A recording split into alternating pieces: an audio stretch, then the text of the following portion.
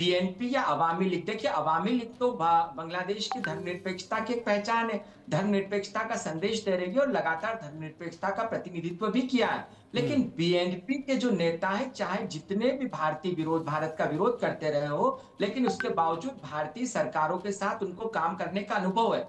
अब नाहिद इस्लाम यदि नई राजनीतिक पार्टी बनाते हैं और जिस तर्ज पर ये काम कर रहे हैं, जो व्यापक समर्थन उनको देश में हासिल हुआ है और जिस प्रकार से वहां के जो छात्र संगठन है, उन्होंने आक्रामक तरीके से विभिन्न मोर्चों पर देश का नेतृत्व संभाला है, नाहिद इस्लाम उनका चेहरा है। तो इस पार्टी को बहुत ज्यादा बहुमत नहीं मिले, लेकिन यदि इस स्तर पर भी आ गए किसी सरकार में जहां पर ये समर्थन देकर अपने आप को मजबूत रख सके या उस सरकार के भाग्य का फैसला कर सके, तो नाहिद इस्लाम का जो रास्ता है वो पाकिस्तान की ओर चला जाएगा। और यहाँ पर सबसे खतरनाक यह भी है कि जो जमात इस्लामी पार्टी है, उस जमात इस्लामी पार्टी पर बहुत सारे प्रतिबंधों का अदालत में सामना कर रही है।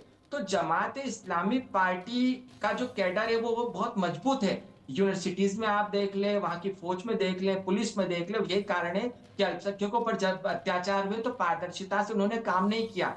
तो कहीं ऐसे संगठनों का चेहरा बनकर नाहिद इस्लाम पाकिस्तान जो बांग्लादेश की राजनीति पर छा तो नहीं जाएंगे।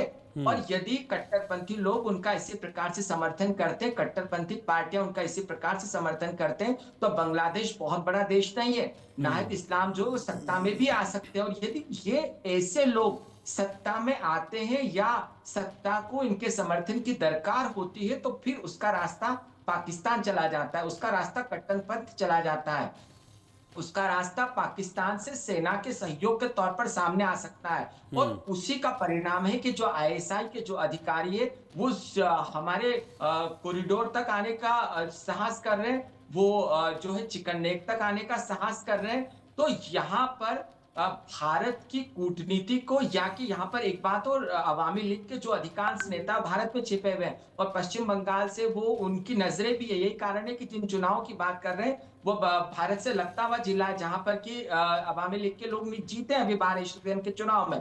तो अवामी लीग को भारत कैसा समर्थन करे और कैसा नाहिद इस्लाम जैसे कट्टरपंथी संगठनों के चेहरे को सत्ता में आने से रोके, यह भारत की प्राथमिकता निश्चित तौर पर होगी। हमारे कूटनीतिज्ञ इस बात को देख भी रहे होंगे। और सबसे बड़ी बात यह है कि बांग्लादेश के वो लोग जो 1971 में जिस प्रकार से उन्होंने लड़ाइयां लड़ी थी, या वो जो पीढ़ी जो अभी तक जिंदा है, वो बखूबी इस बात को जानती है कि यदि नाहिद इस्लाम जैसे लोगों को लीडर चुना गया, या जमात इस्लामी जैसी पार्टी यदि मजबूत हो गई, या बीएनपी सत्ता में आ गई, तो इस देश का जो संस्कृति है वो खत्म हो जाएगी और बंगाली राष्ट्रवाद जो है वो इस्लामिक राष्ट्रवाद के तौर पर सामने आ जाएगा। तो बांग्लादेश को यदि सुरक्षित रहना है, तो उसको बंगाली राष्ट्रवाद के आधार पर वो आगे बढ़ पाएगा जिसमें सभी धर्मों का सम्मान हो। लेकिन नाहिद इस्लाम जैसे लोग यदि इसको इस्लामिक राष्ट्रवाद के तौर पर आगे ले गए, तो वहां का संविधान भी खत्म हो जाएगा, बांग्लादेश भी खत्म हो जाएगा। और यही इशारा जो है अभी हाल ही में जो वहां के सेनाध्यक्ष है वकार, उन्होंने किया भी है। उन्होंने अपने सैनिकों से कहा कि यदि बांग्लादेश को जिंदा रखना है तो हमको इस कीचड़ उछालने वाली जो संस्कृति पनपी है, इनसे सावधान रहना पड़ेगा। अब देखने वाली बात यह है कि बांग्लादेश की जनता कहां पर खड़ी है। और सबसे बड़ी बात है, क्या वहां पर फेयर चुनाव होते हैं, क्या दुनिया उसको देखती है? क्योंकि फेयर चुनाव यदि होते हैं तो निश्चित तौर पर अवामी लीग को लोग पसंद करेंगे, क्योंकि अवामी लीग के दौर में उस देश ने खुशहाली को देखा है, उस देश ने वो ख्वाब देखा जो विकसित राष्ट्र की ओर जाता है। और उसके बाद इन दिनों में जो अंतरिम लेकिन सरकार ये इस यूनुस और मोहम्मद नाहिद यूनुस ने इस्लाम चलाई। जैसे लोग जो हैं, इस तरह के जो कट्टरपंथी हैं, ये बांग्लादेश की उसी आवाम का जो सपना है जिसकी आप बात कर रहे हैं, जिसकी अभी ब्रिगेडियर शरदिंदु भी बात कर रहे थे, उसको कुचल रहे हैं। और आपने बिल्कुल ठीक कहा कि नाहिद इस्लाम जैसे कट्टरपंथी लोग, जमातियों के दोस्त, अगर बांग्लादेश की सत्ता में आ गए तो न जाने क्या करेंगे, इससे भी बुरा हाल करेंगे जो अभी वहां पर हिंदुओं अल्पसंख्यकों का हो रहा है। बल्कि अब तो वहां पर महिलाओं के साथ यौन उत्पीड़न की घटनाएं बढ़ गई हैं। अब उसमें हिंदू मुस्लिम कुछ नहीं देख रहे हैं, बस वारदातें किए जा रहे हैं। और बांग्लादेश की स्थिति ऐसी हो गई कि रहने लायक वहां पर नहीं रह गया है। दो और सवाल हैं मेरे सर्वे के, वो सवाल उनके जवाब, फिर मैं वापस आप लोगों के पास आऊंगा।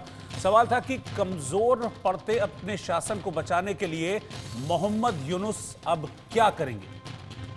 12% लोगों ने कहा कि जो नाराज साथी हैं छोड़ के जा रहे हैं उनको मनाने की कोशिश करेंगे। 37% लोगों ने कहा कि अब अपने आकाओं के पास जाएंगे। आकाओं मतलब चीन, पाकिस्तान, उनसे मदद मांगेंगे कि भैया देखो क्या हो रहा है मेरे साथ, मुझे बचाओ। 31% लोगों ने कहा कि अपनी पार्टी बनाएंगे।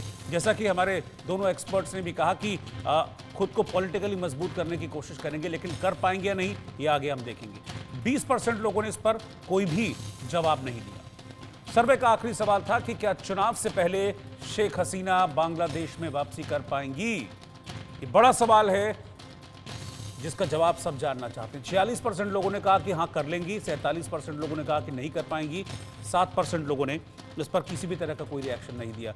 ब्रिगेडियर शारदेंदु, इन परिस्थितियों में जब अकेले पड़ते जा रहे हैं मोहम्मद यूनुस, तो उनके सामने अब क्या विकल्प है? कोई मजबूत होने का विकल्प है, या वो भी उनके लिए कहा जाता है कि he is not a political man, लेकिन क्या वो पॉलिटिकल राह पकड़ेंगे 80+ की इस उम्र में? अब पकड़ पाएंगे? देखिए, जिस तरीके से मोहम्मद यूनुस ने अपना कार्य संभाला और जिस तरीके से उन्होंने चरमपंथियों की राह पे अपने आप को मोल्ड किया है, मेरा मानना है कि वो सत्ता में बने रहने के बड़े इच्छुक हैं। कहीं जब बात हो रही थी 3 महीने के अंदर इलेक्शन कराने के लिए, तो उनका कहना कि 2025 के अंत में होगा, 2026 के बिगनिंग में होगा, तो ये टाइम गेन कर रहे हैं और ये अपनी मजबूत पकड़ बनाना चाहते हैं बांग्लादेश में। और ये समय पूरी तरीके से कट्टरपंथी बांग्लादेश में रूल करते हुए नजर आ रहे हैं। और मैं तो 2025 के अंत में या 2026 में इलेक्शन हो जाए तब भी मैं भली बात समझता हूं, लेकिन मेरे को ऐसा होता नहीं देखा। अगर यूनुस की बात, अगर उनमें दम है, उनमें इस तरीके की सोच को और आगे ले जाने की बड़ी इंटेंस डिजायर है, तो वो ये इलेक्शन इतने आसानी से होने नहीं देंगे। देखिए, वो सत्ता में बने हुए हैं, सत्ता से जब वो हटेंगे तो बांग्लादेश का क्या हाल होगा और उनका क्या पावर चली जाएगी। पावर मेक्स मैन बड़ा टेम्पटेशन होता है। ये अपना कोई ना कोई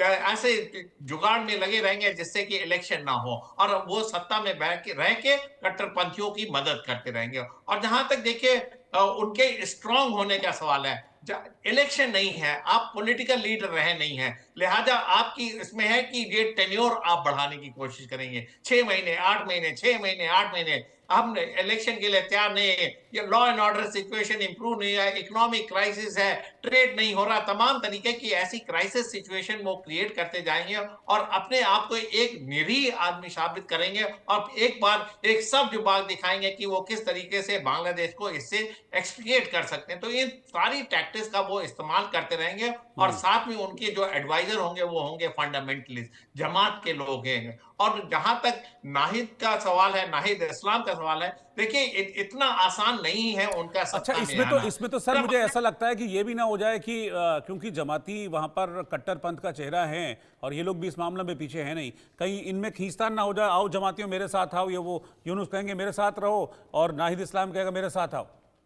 जी हाँ, बिल्कुल आपका सही अंदाजा। मैं भी इस चीज का शक कर रहा था। उन्होंने रिजाइन किया, अलग पॉलिटिकल पार्टी बनाई, तो कहीं ना कहीं वो सत्ता को चैलेंज करते हुए नजर आएंगे, क्योंकि मोहम्मद यूनुस अपनी सत्ता से हटने के इच्छुक नहीं है। और 2026 का तो अभी आने में आपके 8 से 10 महीने बाकी हैं, तब तक बहुत सारी चीजें बदल जाएंगी बांग्लादेश में।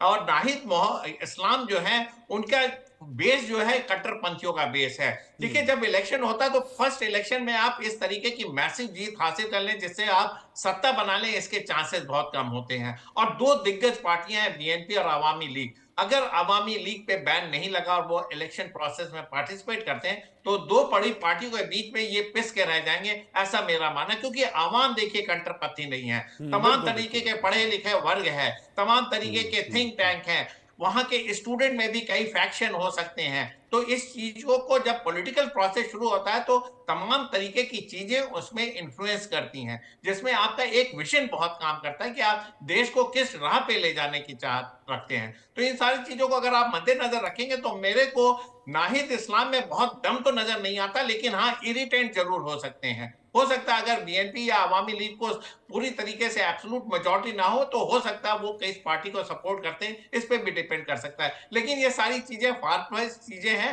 हाइपोथेटिकल चीजें। आज की डेट में मेरा मानना है कि मोहम्मद यूनुस किसी भी तरीके से इस इलेक्शन को और डिले करेंगे। कट्टरपंथी और पाकिस्तान का जो इन्फ्लुएंस है बांग्लादेश में और बढ़ता जाएगा और ऐसी स्टेट आती जाएगी कि बांग्लादेश का जो डेवलपमेंट था वो धीरे धीरे शून्य होता जाएगा और पाकिस्तान का जो हाल है वही बांग्लादेश का हो जाएगा। तो ओवरऑल सिचुएशन ठीक नहीं। हिंदुस्तान को बहुत ही क्लोजली इसको मॉनिटर करते रहना पड़ेगा और ये देखना पड़ेगा कि अवामी लीग और अपने सोर्सेस को, जैसे कहते हैं कोर्सिव डिप्लोमेसी, ऐसा प्रेशर बनाए तमाम विश्व के देश बांग्लादेश में ऐसा प्रेशर बनाए कि एक निष्पक्ष चुनाव हो सके, और जितनी जल्दी चुनाव हो सके वो हिंदुस्तान के लिए बेहतर होगा। यस पुनेटा जी। बिल्कुल। और डॉक्टर ब्रह्मदीप अलूने, यही तो मतलब भारत भी तो इस चीज को क्लियर करना चाह रहा है ना। एस जयशंकर ने भी कहा कि भाई बांग्लादेश तय कर ले कि उसको करना क्या है, किस तरफ रहना है, तो पलट के रेसिप्रोकेट कर रहा है। मतलब अकड़ भी नहीं जा रही है, हालत वहां पर खराब होती जा रही है। इकोनॉमी कहते हैं ना पाताल में घुस चुकी है। पिछले दिनों जो रिपोर्ट आई थी, बांग्लादेश की इकोनॉमिक ग्रोथ एक वक्त जो ठीक ठाक हुआ करती थी वो अब नीचे जमीन की तरफ जा रही है। हालात खराब हैं, कट्टरपंथियों का राज है, मतलब कोई वहां पर सुरक्षित नहीं है। अभी यौन हिंसा की जो रिपोर्ट्स आई वहीं पे बांग्लादेश का जो महिला आयोग है उसकी तरफ से, वो बड़ा चौंकाती है। तो इतनी सारी चीजें हो रही हैं लेकिन इसके बावजूद अकड़ नहीं जा रही। नहीं देखिए, जहां पर भी वैधानिक व्यवस्था को आप बर्बाद कर दे, उसका विध्वंस कर दे और कट्टरपंथी ताकतें जो है वो हावी हो जाए, तो फिर वो भूखे मर जाएंगे रोहित जी, लेकिन उनकी अकड़ जाती नहीं है। और यही हाल है कि जो बांग्लादेश के कट्टरपंथी, उन्होंने वैधानिक व्यवस्था को बर्बाद कर दिया, और यही कारण है कि वो कट्टरपंथी जो है वो भारत को आंखें दिखा रहे हैं। लेकिन रोहित जी, एक बात जरूर मैं कहूंगा, हाँ। भारत के हित में होगा कि बांग्लादेश में एक लोकतांत्रिक सरकार आए और एक मजबूत सरकार आए, क्योंकि शेख हसीना ने कुछ गलतियां की है। ये वही गलतियां थी जो बीएनपी ने की थी, क्योंकि बीएनपी ने जो है वो अवामी लीग के नेताओं को जेल में डाल दिया था। शेख हसीना को एक अवसर मिला था, लेकिन लंबे शासनकाल में उन्होंने वो गलतियां की जिसके कारण उनको सत्ता से बेदखल होना पड़ा। तो अब सवाल यह है कि यदि बांग्लादेश में चुनाव होती तो क्या शेख हसीना की वापसी हो जाएगी? मेरे विचार में यह बहुत मुश्किल होगा, क्योंकि बांग्लादेश की जनता ने इनका विरोध किया है। हाँ, अवामी लीग का दूसरा चेहरा हो सकता है, लेकिन दूसरी बात यह भी कि अवामी लीग का सत्ता में आना तुरंत ये भारत के हित में भी नहीं होगा, क्योंकि यदि अवामी लीग फिर से सत्ता में आती है तो भारत पर आरोप लगेंगे कि भारत ने वहां पर जो है भारत ने सहायता की है। तो बांग्लादेश में एक मिली-जुली सरकार आना चाहिए, जिससे वहां का जो लोकतंत्र है वो सही रास्ते पर आए, जिससे कि लोगों के जो पक्ष और विपक्ष है उनके बीच समन्वय, आपसी समन्वय बढ़े, और इस आपसी समन्वय में वो कट्टरपंथी ताकतें जो अचानक सिर उठा के अल्पसंख्यकों को मार रही है, मंदिरों को तोड़ रही है, उन जो कट्टरपंथी, उन पर रोक लगे। और यहाँ पर फौज की भी बहुत बड़ी भूमिका होने वाली है कि वहां की सेना क्या चाहती है, क्योंकि सेना ने कानून और व्यवस्था की स्थिति को अपने हाथ में ले लिया है और बहुत स्पष्ट कर दिया है कि बांग्लादेश के अस्तित्व को बचाना है, यदि संप्रभुता की रक्षा करना है तो सेना को आगे आना ही पड़ेगा। तो ऐसे में रोहित जी, ये देखना बहुत दिलचस्प होगा कि सेना अवामी लीग को कितना आगे तक आने देना चाहती, और मुझे नहीं लगता कि शेख हसीना जल्दी लौट पाएगी या उस देश की प्रधानमंत्री बन पाएगी। ऐसा होना भी नहीं चाहिए और यह भारत के हित में भी नहीं होगा। रोहित जी, ठीक है, आप दोनों को बहुत बहुत शुक्रिया साथ में जुड़ने के लिए, ब्रिगेडियर शारदेंदु और डॉक्टर ब्रह्मदीप अलूने। और जिस तरह के हालात हैं बांग्लादेश में, वो कम से कम इस वक्त यही इशारा कर रहे हैं कि पहली बात तो ये है कि हालात सुधरने वाले जल्दी है नहीं, क्योंकि कट्टरपंथ अभी भी पूरी तरीके से हावी है। लेकिन अच्छी बात यह है कि ये कट्टरपंथी आपस में लड़ भी रहे हैं। मोहम्मद यूनुस जिसके कंधे पर चढ़कर सत्ता पर बैठे थे, वो कंधा झुक गया और अलग हो गया। मोहम्मद यूनुस से अलग राह पकड़ ली नाहिद इस्लाम ने। लेकिन साथ ही साथ एक डर भी हमारे एक्सपर्ट जाहिर कर रहे हैं कि अगर ऐसे लोग पॉलिटिकली सत्ता में आ गए, बांग्लादेश की सरकार चलाने लगे, तो जो आज हालात हैं अगले 2, 4, 5, 6 महीने में और ज़्यादा विस्फोटक ही होंगे बांग्लादेश के हालात। इस खास पेशकश में फिलहाल इतना ही। वक्त ब्रेक का।